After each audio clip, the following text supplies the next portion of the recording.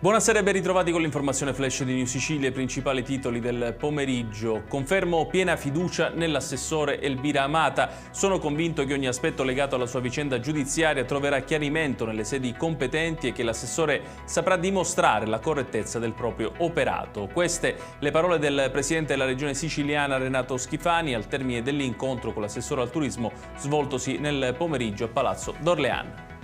E lo stesso Schifani qualche giorno fa avrebbe scritto una lettera al ministro delle infrastrutture Matteo Salvini per sollecitare la nomina del nuovo presidente dell'autorità portuale della Sicilia occidentale, il ruolo rimasto vacante dopo la scadenza del mandato di Pasqualino Monti.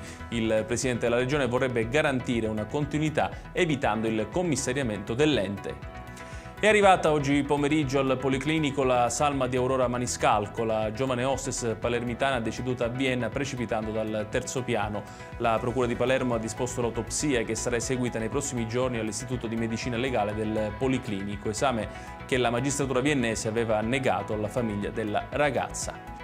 Pomeriggio di fiamme a Catania dove i vigili del fuoco sono stati impegnati con diverse squadre per lo spegnimento di numerosi incendi che si sono sviluppati a sud della città, in particolare nei pressi della zona industriale.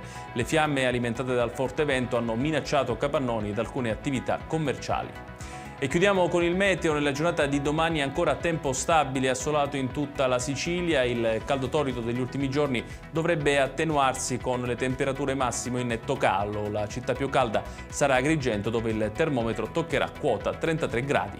Ed è tutto per questa edizione, tutti i dettagli su queste notizie li trovate come sempre sul nostro sito www.newsicilia.it. Grazie per averci seguito e buon proseguimento di serata.